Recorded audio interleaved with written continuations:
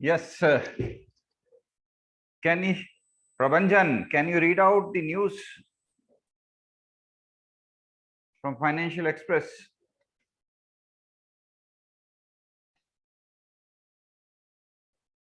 प्रभंजन, आप financial express की news पढ़ के सुना सकते हैं क्या?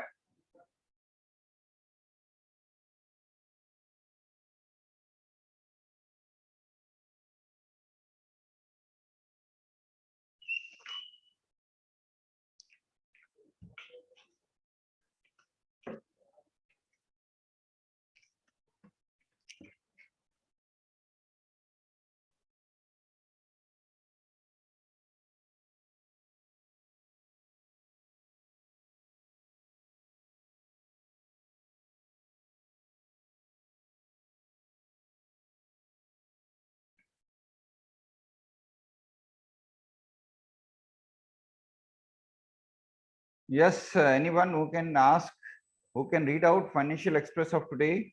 आज क्या क्या न्यूज है? Who will read out? Good afternoon, sir.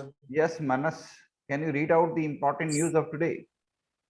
Sir, in the trending headlines of the Financial Express, the first news that is coming out is the coronavirus April 21 highlights. Yes. Kerala, Bihar, MP, Chhattisgarh announced free vaccine for all above 18 years. Very good. Appreciate it. These governments are very good governments. Kerala, Bihar, they should have taken up lead much earlier. शायद आप सबको पता होगा कि sustainable development index ranking के अंदर केरल पूरे India में सबसे टॉप पे है। ये बड़ा ही प्रोग्रेसिव स्टेट है। और बिहार टॉप पे तो नहीं है, लेकिन बिहार में और उत्तर प्रदेश में इंप्रूवमेंट काफी हुआ है पहले के कंपैरिजन। पहले बहुत पिछड़ा हुआ तो अभी भी है, लेकिन इसमें इंप्रूवमेंट बहुत हुआ है। तो ये गवर्नमेंट्स हैं, ये बहुत प्रोग्रेसिव गवर्नमेंट्स हैं। We should appreciate these governments. अच्छे डिसीजन ले रहे हैं ये कि भाई हर व्यक्ति को, जो भी 18 साल से ऊपर है, उसको फ्री वैक्सीनेशन। ये काम काफी पहले शुरू कर देना चाहिए था, but this is very good. और पर एक तरफ ये भी सुनने में आ रहा है कि ऑक्सीजन और वैक्सीन दोनों की शॉर्टेज हो रही है। तो क्रिटिकल कंडीशन है, गवर्नमेंट को इनका प्रोडक्शन और स्टेप अप करना पड़ेगा, और आप जैसे एंटरप्रेन्योर्स को आगे आना पड़ेगा। किसके लिए? ऑक्सीजन प्लांट्स के लिए और वैक्सीन प्रोडक्शन के लिए। There is need of entrepreneurs to come forward to solve these problems, right? हाँ, और बताएं, और क्या न्यूज आपने पढ़ी? Sir, if related to economy, there is a news that mineral auctions, how fair is the game? Sir, it is about the Mines and Minerals Amendment Act 1957 that was amended in 2015 to address the Supreme Court's three major concerns in the mineral asset allocation process, for example, like transparency, fairness, and objectivity. So, sir, this was the main headline towards the economy for today. And you this know, is the things that dear friends, mines और minerals ये वो sector है जिसमें बहुत ज्यादा corruption है India में। और बिकॉज ऑफ दिस हमारे देश के अंदर माइंस और मिनरल रिसोर्सेज का प्रॉपर एक्सप्लॉयटेशन नहीं हो रहा, प्रॉपर यूज नहीं हो रहा, और corruption is very high in these sectors. अब गवर्नमेंट की प्रायोरिटी अगर हो कि वाकई करप्शन को हटाना है, तो there is a need to bring about very high level of transparency in this sector. जिस तरह से माइंस और मिनरल रिसोर्सेज अलोकेट किए जाते हैं, वो वाकई बहुत ही गड़बड़ है उसमें, क्योंकि करप्शन का स्कोप बहुत ज्यादा है उसके अंदर।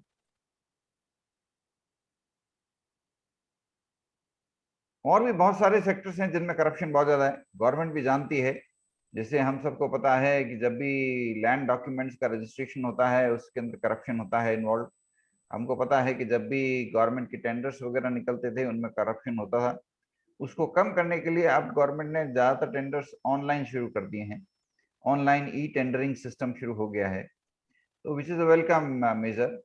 और अभी जिस तरफ से ये कानून बदल रहे हैं माइंस और मिलर्स के बारे में, हो सकता है गवर्नमेंट कुछ बड़े स्टेप्स लें और इस सेक्टर को इतना ट्रांसपेरेंट बना दें जिससे इस सेक्टर का करप्शन कम हो सके। तो हम लोगों को दुआ करनी चाहिए इसमें करप्शन कम हो।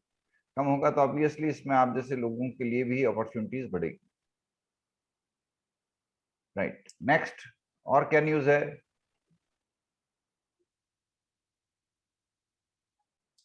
Sir, the main thing which I think the news should be more highlighted about the infrastructure. That is, the tagline is the COVID-19 2.0, and the news is the migrant crisis returns. Indian Railways steps up special services. And in that site is written that Indian Railways is running 1,512 express and festival special trains on an average per day.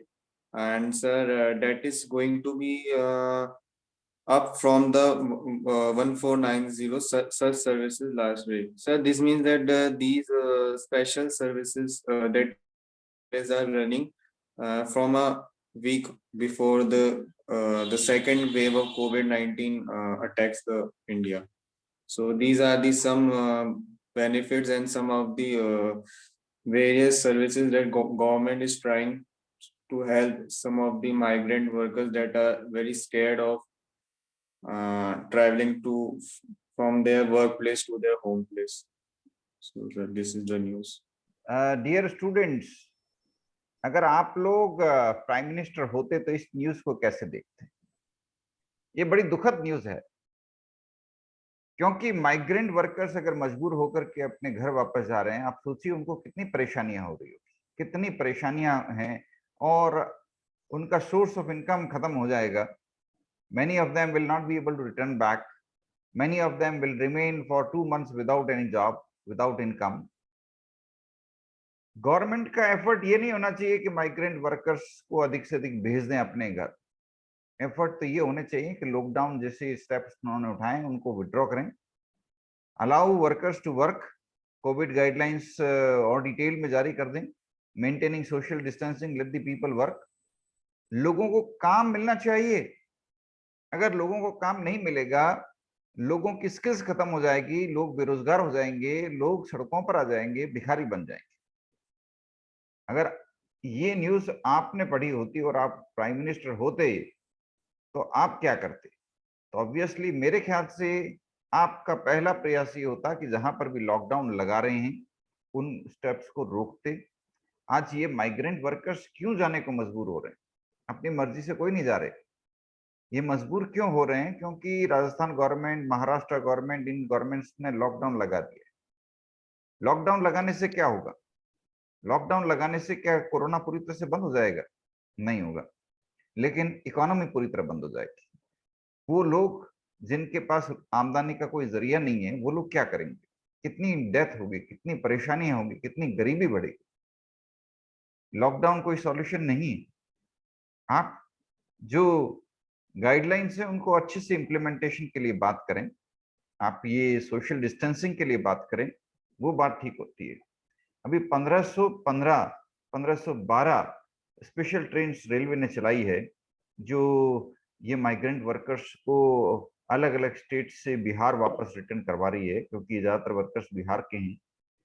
और इस एक एक train के अंदर अगर आप माने कि 1,500 लोग भी अगर वापस रिटर्न कर रहे हों, 1,500 लोग भी एक एक ट्रेन से वापस जा रहे हों, तो आप सोचिए ये 1,500 इंटू 1,500 कितने हो गए? करीब करीब 2.25 लाख। 2.25 लाख वर्कर्स वापस अपने घरों पे लौट रहे हैं। 2.25 लाख में से हर व्यक्ति अगर देश की तरक्की को अगर 40,000 50,000 रुपए पर महीने कंट्रीब्यूट कर रहा है, तो आप सोचिए देश की कितनी जीडीपी का लॉस हो रहा है, और देश की कितने लोगों की सपने चकनाचूर हो गए। सोचिए, ये जो लोग हैं, जो करीब 2.5 लाख वर्कर्स जो अपने घरों पे वापस लौट जाएंगे, उनकी इकोनॉमिक कंडीशंस कितनी कमजोर हो जाएगी, उनकी मानसिक स्थिति कितनी कमजोर हो जाएगी। सोचिए। और इस ये सब के लिए कारण क्या है? ये गवर्नमेंट्स के निर्णय कि हम लॉकडाउन वापस लगाएंगे। आपको, गवर्नमेंट्स को सबको पता था लॉकडाउन इतने टाइम से आया हुआ है, आप इधर उधर पैसे वेस्ट कर रहे हो। Why don't you create better hospitals? आपको युद्ध, जितना पैसा आप बम बनाने में, हथियार बनाने में खर्च करते हो, वो सारा पैसा अभी डाइवर्ट कर दो हॉस्पिटल्स बनाने में। फर्स्ट क्लास इंटरनेशनल लेवल के हॉस्पिटल्स बनाओ, बड़े बड़े हॉस्पिटल्स, अच्छे अच्छे इंटरनेशनल लेवल के हॉस्पिटल्स बनाओ। वहां पर आप ऑक्सीजन की बंदोबस्त करो, वहां पर आप प्रॉपर ट्रीटमेंट का बंदोबस्त करो। ये एफर्ट होना चाहिए गवर्नमेंट का, ना कि लॉकडाउन लगा। आपके सामने एग्जांपल्स हैं, कई ऐसे देश हैं जिन्होंने बहुत बड़े स्केल के, बहुत ही शानदार हॉस्पिटल बहुत ही कम समय में बना दिए। अभी दिल्ली के अंदर राधा स्वामी सत्संग का एक पुराना बहुत बड़ा हॉल था, जिसको उन्होंने हॉस्पिटल में कन्वर्ट किया। एक साथ वहां पर 5,000 लोगों का इलाज चल रहा है। इस प्रकार के हॉस्पिटल्स आप दूसरे शहरों में भी बना सकते हो। बीमारी आई है, इससे डरने से पार थोड़ी पड़ेगा, आपको इसके लिए सुविधाएं अरेंजमेंट करनी पड़ेगी। और आप इस तरह से इकोनॉमी को बंद कर देंगे, चौपट कर देंगे। आप सोचिए, आप लोगों को तो सरकार तनख्वाह दे रही है, लेकिन 80% जनसंख्या को सरकार तनख्वाह नहीं दे रही। वो अपने मेहनत से, अपने परिश्रम से अपना पेट पोषण करते हैं, और एक बार वो अपने जगह से अलग हो जाते हैं, उनके लिए वापस सेटल होना, फिर से अपनी दाल रोटी का बंदोबस्त करना, फिर से अपनी दुकान खड़ी करना बहुत मुश्किल हो जाएगा। छोटे कॉटेज इंडस्ट्रीज, छोटे व्यापारियों पे जिस प्रकार से सरकार बेरहमी से जुल्म कर रही है लॉकडाउन लगा करके, उसके खिलाफ आप सबको आवाज उठानी चाहिए। ये छोटे व्यापारियों के लिए, छोटे लेबरर्स के लिए, अनस्किल्ड वर्कर्स के लिए, स्किल्ड वर्कर्स के लिए ये लॉकडाउन बहुत बड़ा जुल्म है। आप सोचिए, लॉकडाउन से फायदा किसको हो रहा है? बड़ी बड़ी कंपनियों को, बहुराष्ट्रीय कंपनियों को, ऑनलाइन जो सेल करती है उन कंपनियों को। कहीं ऐसा तो नहीं कि ये लॉकडाउन का प्लान उन्होंने ही सरकार के दिमाग में डाल दिया हो और इसको पुश कर रहे हो? क्या पता। आजकल क्योंकि पॉलिसी फ्रेमिंग में ऐसा होता है कि बड़ी बड़ी कंपनियां अपनी बात को सरकार तक पहुंचा देती और सरकार से वो काम इंप्लीमेंट करवा लेती। तो अगर ये लॉकडाउन बड़ी बड़ी कंपनियों के कहने पर हो रहा है, तो ये बहुत दुखद है, क्योंकि भारत की 80% जनसंख्या तो इस लॉकडाउन से पिस रही है। तो इसके खिलाफ आवाज उठाने की जरूरत है। आप खुद एनालाइज करिए इस बात को। चलिए अगली न्यूज बताएं, कौन बताएंगे और क्या कहेंगे आप लोग? न्यूज को पढ़ना नहीं है, उसको एनालाइज करना है, उसका इंपैक्ट को देखना है, उसके कारणों को देखना है। और एक रिस्पॉन्सिबल सिटीजन के रूप में आप उस न्यूज के बारे में क्या निर्णय लेंगे, ये भी मुझे बताना है आपको। Now tell me what is your next news that you are going to read out. अगली न्यूज। आज प्रभंजन नहीं बोल रहे, क्या बात है?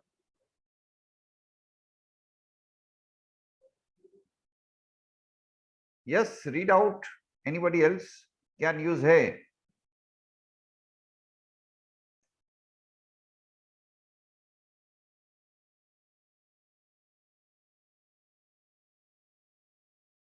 Yes, anybody please read out.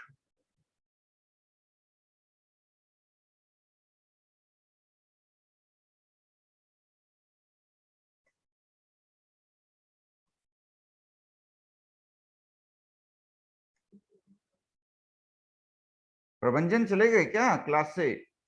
Prabhanjan, can you listen to me? Prabhanjan है क्या क्लास में? नहीं है शायद, otherwise he is always very active. आज पता नहीं जल्दी चले गए। Sir Prabhanjan Mishra sir is next present in the question. class. हाँ बोलिए। सर नेक्स्ट न्यूज ये है हाँ न्यूज कि पढ़िए। प्रधानमंत्री ने खुद 2 दिन पहले इंडिया को रिप्रेजेंट किया था और उन्होंने कहा था कि लॉकडाउन जो है वो लास्ट चॉइस होना चाहिए किसी भी राज्य में, मतलब संपूर्ण लॉकडाउन लगाने के लिए। तो ऐसा तो अभी किसी भी स्टेट में नहीं दिख रहा कि संपूर्ण लॉकडाउन है, क्योंकि कंपनीज एंड ये सब तो अभी खुले ही है। लॉकडाउन तो काफी सीमा तक लग चुका है। छोटे बिजनेसेस सब बंद हो गए हैं। आप जैसे ही शहर में जाएंगे, किसी भी शहर में, जयपुर में, जोधपुर में, किसी भी राजस्थान के किसी भी शहर में जाएंगे, तो सिवाय रेस्टोरेंट्स के, सिवाय मेडिकल स्टोर्स के, सिवाय हॉस्पिटल्स के बाकी सारे ऑफिसेस बंद। और अब आप कहते हो आप फैक्ट्री चलाओ, फैक्ट्री के लिए आपको रॉ मटेरियल मार्केट से लेना है, मार्केट में रॉ मटेरियल नहीं मिलेगा, फैक्ट्री कहां से चलेगी? आप सोचिए इस बात। आप मैकेनिक को कह रहे हो कि आप अपना काम करो, मैकेनिक मार्केट में जाता है ऑटो पार्ट्स लेने के लिए, पता लगता है ऑटो पार्ट्स की शॉप बंद है, वो कैसे काम करेगा? आप सोचिए, ये लॉकडाउन ही तो है। आपने sir I want to add something. Sir lockdown है बट सर उनने एक अलग अलॉटेड टाइम भी उनको प्रोवाइड किया है कि आप 9 से 6 तक या फिर जो उनका जो रेगुलर टाइम था 12 आवर्स का उसको रिड्यूस करके कुछ सर किया गया है। नहीं, So, सिर्फ कोई भी एसेंशियल lockdown नहीं है। सर्विसेज को ही परमिशन है 9 से 5 खोलने की, बाकी को परमिशन नहीं है।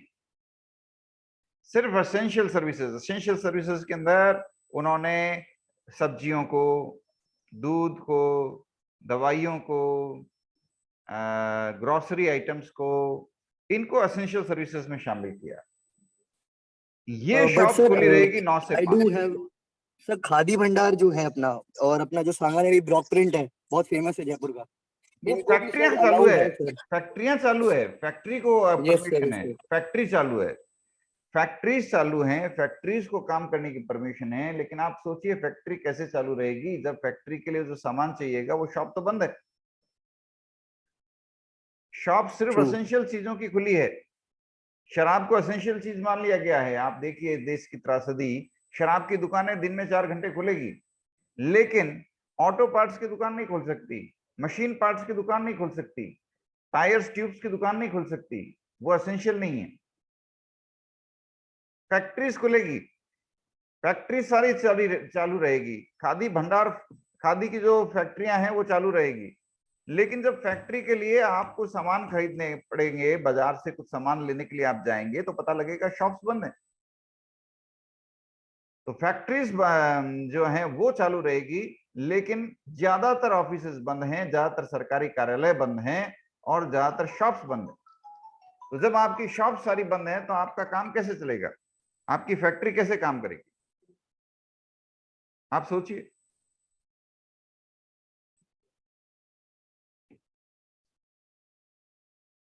समझ रहे हैं इस बात को?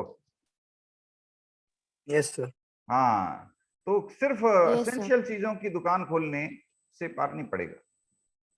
और अब आप ग्रोसरी की शॉप है, उसका टाइम भी आपने सिर्फ 9 से 5 का रखा, तो कितनी रश होगी आप सोचिए ग्रोसरी शॉप पे या कोई भी स्टोर पे। क्योंकि पहले ये लोग 8 से शाम को 10 बजे तक खुला रखते थे, और अब इनका टाइमिंग घटा करके आपने सुबह 9 से शाम को 5 बजे तक कर दिया, हाफ कर दिया टाइम।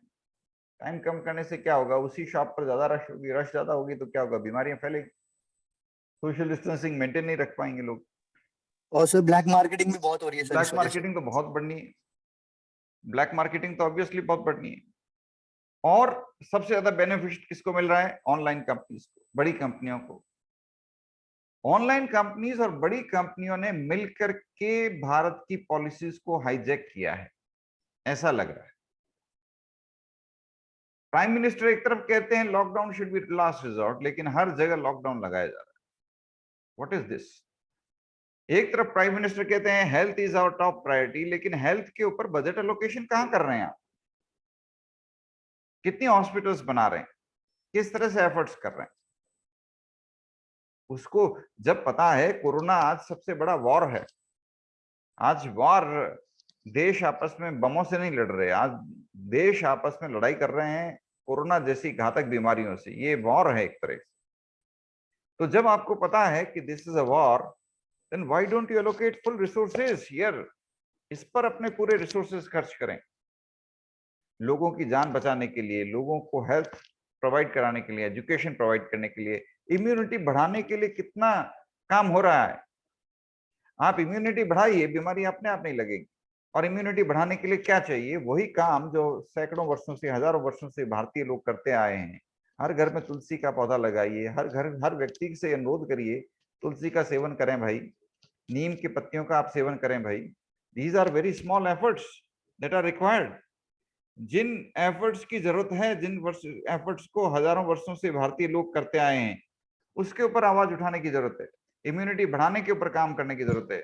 आप अंग्रेजी दवाइयां दे करके एक बार के लिए बीमारी दूर कर सकते हैं, लेकिन जब तक इम्यूनिटी नहीं बढ़ाएंगे, और इम्यूनिटी बढ़ाने के लिए what is required is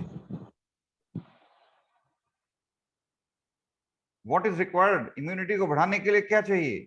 immunity को बढ़ाने के लिए हमें फिर से इंडिया की ट्रेडिशनल रिसोर्सेस को रिकॉग्नाइज करना पड़ेगा। अंग्रेजी दवाइयां इम्यूनिटी बढ़ाने में सक्षम ज्यादा नहीं हो पाएंगी। आपको आयुर्वेदा की मदद लेनी ही पड़ेगी, उसको प्रमोट करना पड़ेगा, जिसको गवर्नमेंट प्रमोट नहीं कर रही, जितना प्रमोट किया जाना चाहिए। योगा को, दूसरे टेक्निक्स को जिस स्केल पे प्रमोट किया जाना चाहिए, उस स्केल पे प्रमोट करना चाहिए। जितने भी सरकारी कर्मचारी हैं वो लॉकडाउन के फेवर में हैं, जितने भी सरकारी अधिकारी हैं वो लॉकडाउन के फेवर में हैं। उनकी तनख्वाह तो फिक्स रहती है ना। लॉकडाउन हो गया, उनको घर पे बैठ करके काम करने का मौका मिल गया, उनको तो उनकी सैलरी पे तो कोई असर नहीं पड़ा। लेकिन भारत के 80% लोगों के पास सरकारी नौकरी नहीं है। लॉकडाउन से उन लोगों की तो पूरी इकोनॉमी खत्म हो जाएगी। जिसकी एक बार दुकान उजड़ गई, आप सोचिए उसको अपनी दुकान वापस खड़ी करने के अंदर, जो एक बार अपना गाड़ा लगा रहा है, मान लीजिए आपके घर के पड़ोस में कोई व्यक्ति अपना गाड़ा लगा रहा है, किसका, मान लीजिए ग्रोसरी पिचके का और का, अब जैसे ही लॉकडाउन लगा उसका गाड़ा हटाना पड़ा, उसको अपना गाड़ा बंद करना पड़ा, वापस उसको अपना गाड़ा चालू करने में, अपने कस्टमर्स को कनेक्ट करने में बहुत मेहनत लगी। हो सकता है उसका बिजनेस ही खत्म हो जाए, हो सकता है उसका बिजनेस खत्म हो जाए। सोचिए, देश की 80% जनसंख्या को इग्नोर करने से कैसे पार पड़ेगा? जो लोग सरकारी नौकरी में हैं वो सब लॉकडाउन के फेवर में, क्योंकि उनकी तनख्वाह पर कोई फर्क नहीं पड़ने वाला। जो लोग प्राइवेट सेक्टर में हैं वो सब लॉकडाउन के अगेंस्ट में हैं, क्योंकि उनको पता है जैसे ही लॉकडाउन लगा उनका पूरा बिजनेस खत्म हो जाएगा, उनकी पूरी रोजी रोटी खत्म हो जाएगी। हाँ, नेक्स्ट न्यूज कौन पढ़ के सुनाएंगे? Sir, the next news is that India has enough oxygen but transport a problem. ये देखिए, ये सबसे ज्यादा स्कोप किस में है आज? एंटरप्रेन्योरशिप में, logistics and supply chain management. अभी आपने बताया कि भारत में ऑक्सीजन है, लेकिन transportation is a big challenge. Her sector में यही है, भारत में सामान है लेकिन अवेलेबल नहीं करा पाते यहां से वहां। मतलब logistics and supply chain management is a big problem. Bharat का जो ट्रांसपोर्टेशन सेटअप है, भारत का जो इंफ्रास्ट्रक्चर, ट्रांसपोर्टेशन इंफ्रास्ट्रक्चर है, बहुत बड़ी प्रॉब्लम है उसमें। इसका मतलब इस सेक्टर में आप जैसे युवाओं को आना चाहिए। You should start your startups, you should become entrepreneurs, और you should join the companies which are working in this sector so that you can improve. आपको इस सेक्टर में काम करने की जरूरत है, इस सेक्टर में बहुत सुधार करने की जरूरत है। समझ में आ रही बात? लॉजिस्टिक्स सप्लाई चेन मैनेजमेंट की हमेशा से भारत में बहुत ज्यादा प्रॉब्लम। जब प्याज की रेट्स ज्यादा होती है तो क्या होता है? सीकर में तो प्याज बिक रहा होता है 20 रुपए किलो, और आप दिल्ली में जाते हैं, मुंबई में जाते हैं तो वहां मिलता है प्याज 100 रुपए किलो। क्यों? Supply chain problem. Apples, Kashmir में सेब बिक जाती है 10 रुपए किलो, और वही सेब मुंबई में आप खरीदने जाते हैं तो 200 रुपए किलो बिक। क्या प्रॉब्लम है? Logistics supply chain problem. Logistics supply chain से संबंधित अभी आज ये प्रॉब्लम आपने बताया ऑक्सीजन की, कि ऑक्सीजन अवेलेबल है लेकिन ट्रांसपोर्टेशन प्रॉब्लम के कारण हम उसको मीट नहीं कर पा रहे। तो क्या होना चाहिए? Supply chain. ऑक्सीजन के सप्लाई के लिए जिस प्रकार के व्हीकल्स की जरूरत है, जिस प्रकार के अरेंजमेंट की जरूरत है, उनकी शॉर्टेज है। आप सबको पता होगा वैक्सीन पूरे भारत में कौन डिस्ट्रीब्यूट कर रहे हैं? बताओ ये भाई, वैक्सीन कैसे डिस्ट्रीब्यूट हो रहे हैं? वैक्सीन बन कहाँ रहे हैं? पुणे में। पुणे से कैसे जाते हैं? पुणे से वैक्सीन फ्लाइट से नियरेस्ट लोकेशन तक पहुंचाए जाते हैं। वहां से स्पेशल व्हीकल जिसमें वो वैक्सीन फुल्ली एयर कंडीशन में रहे, उसमें बिल्कुल ठंडी कंडीशन में उस वैक्सीन को स्पेशल व्हीकल से अलग अलग शहरों में, गांवों के अंदर भिजवाया जाता है। ये सब अरेंजमेंट किसकी मदद से हो रहा है? ये सारा अरेंजमेंट टाटा ग्रुप और कुछ ग्रुप्स हैं जिन लोगों ने आगे बढ़ करके इसमें सहयोग किया है, उनकी मदद से हो रहा है। ये सप्लाई चेन अरेंजमेंट भारत में पहले नहीं था, ये सिर्फ पहली बार लागू हुआ है, thanks to Tata Group, thanks to these various companies which are involved here. Otherwise, हमारे देश में इतना बढ़िया लॉजिस्टिक्स ट्रांसपोर्टेशन अरेंजमेंट नहीं था. We require such kind of arrangement. Therefore, there is need of entrepreneurship. इस सेक्टर में इनोवेशन की, entrepreneurship की बहुत जरूरत है. Fine, so we end the class of today. आप सब लोग न्यूज एनालिसिस की इस क्लास में जरूर आएं और दूसरे लोगों से भी अनुरोध करें. This class is open for all. अधिक से अधिक स्टूडेंट्स को इसमें इंडक्ट करें so that we can have thorough analysis. इस हर न्यूज के ऊपर एनालिसिस करना है. जरूर नहीं है आपको मेरी बात ठीक लगे, ये जरूर नहीं कि आपकी बात मुझे ठीक लगे, लेकिन अपने विचार रखने हैं. कॉन्फिडेंस से आप भी अपने विचार रखें, कॉन्फिडेंस से मैं भी अपने विचार रखूंगा. We should speak out and we should analyse what is happening, why it is happening, and what should be done. Thank you all. Thank you, sir. 1:30 every day. Thank you, sir. Thank you, sir.